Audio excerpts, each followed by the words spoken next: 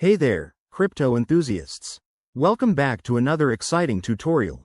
Today, we're tackling how to withdraw BUSD from Tangem wallet to Uphold in 2025. If you're holding BUSD in your Tangem wallet and want to transfer it to Uphold for trading or spending, you're in the right place.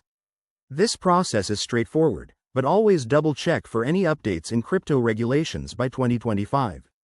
Let's dive in. First things first. Make sure you have the Tangem Wallet app installed on your device and that it's updated to the latest version. Security is key in crypto, so ensure your wallet is connected to a secure network. Step 1. Open your Tangem Wallet app and log in with your credentials. You'll see your dashboard with all your assets listed. Find BUSD in your portfolio. Step 2. Select BUSD from your assets. Tap on it to view your balance, then look for the Withdraw or Send option. This is where the magic happens. Step 3. Enter the withdrawal details. You'll need to specify Uphold as the destination. If Uphold isn't listed, you might have to add it as a custom address. Copy your Uphold wallet address carefully to avoid any errors. Step 4. Confirm the amount you want to withdraw. Remember, there might be network fees, so check those up front. Once everything looks good, hit Confirm and approve the transaction using your wallet's security features, like biometrics or a PIN. Step 5.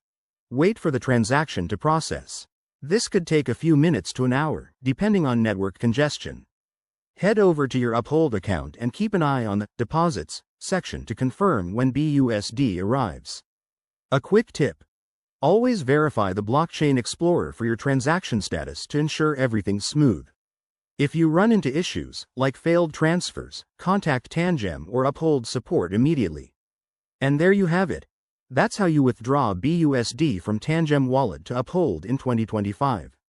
It's easier than you think, and you're now one step closer to managing your crypto like a pro.